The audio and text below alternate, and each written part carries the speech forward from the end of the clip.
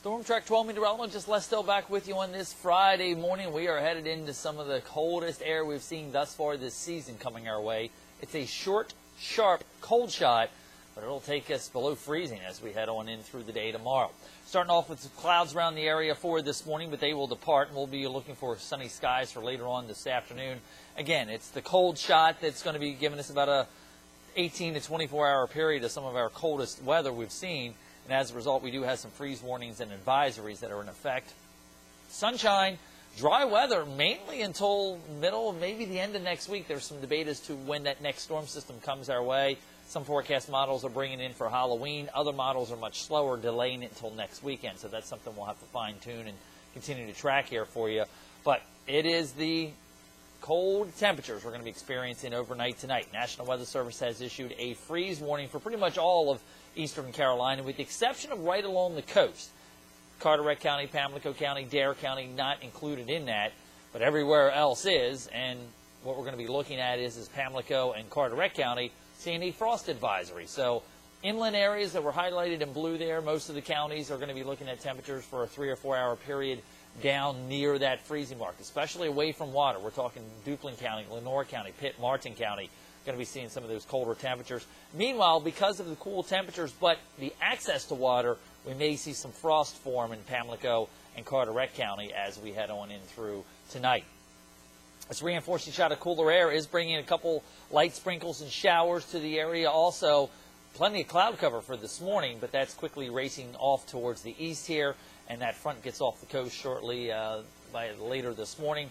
We'll look for that sunshine to reappear. Only, though, mid to upper 50s for highs. That's going to do it. So it's going to feel more like the weather you would normally see near Christmas as opposed to the weather we're used to experiencing near Halloween here in the east. Not sure if that's a trick or a treat, depending on what you like. 3C special tonight. Clear, calm, and cold. Again, the frost and freeze advisories are in effect. Inland areas, upper 20s, low 30s, holding right along the inner banks into the barely above freezing range. And then along the beaches, temperatures that are going to be into the 40s. So it kind of makes you wonder, are we in record territory for tomorrow morning?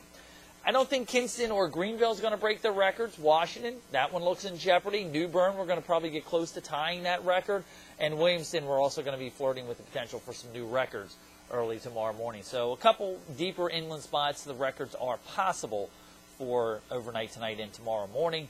Still on the chilly side, lots of sunshine around for the day tomorrow, upper 50s and low 60s. So make sure you come out to Oktoberfest in Jacksonville tomorrow. Say hi to me. I'll be there from 1 until 4 in the afternoon. Now, you can see the future track as far as the temperatures are concerned.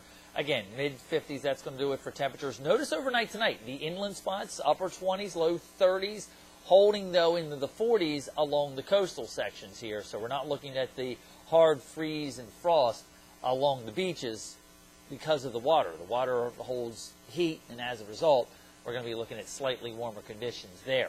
But for tomorrow, start a little bit of a turnaround, light and variable winds, and temperatures upper 50s and low 60s, and not nearly as cold as we head into Sunday morning. Here's the reason why. In fact, you can track that massive cold air right here this morning, working its way through the Tennessee Valley and Kentucky, and look where it goes by later tonight going into tomorrow. Yeah, right across to the North Carolina-Virginia border.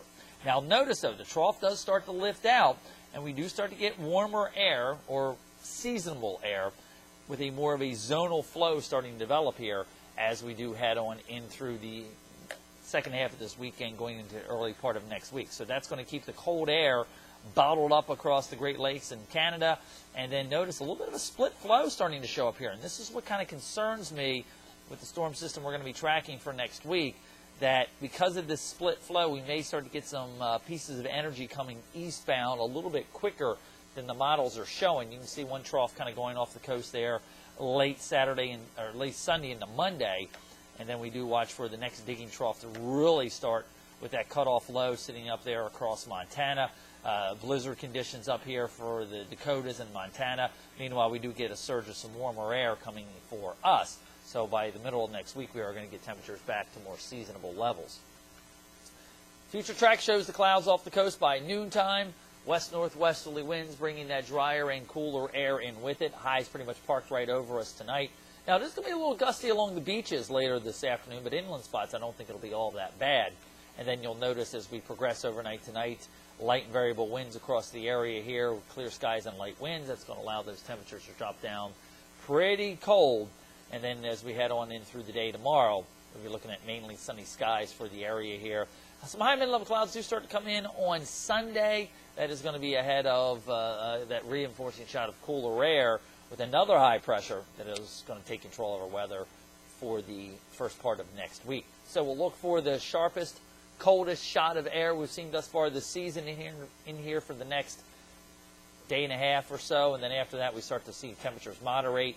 Again, a little bit unclear how things unfold as we head into Halloween, but I'm going to be a little bit optimistic, saying that we're going to be at least seeing partly cloudy skies, warmer air out ahead of that big storm system, and that will eventually get our temperatures back at or above normal. Have yourself a good Friday and a good weekend. Try to stay warm, especially if you're heading out to the football games tonight. I'm Storm Track 12 meteorologist Les Still.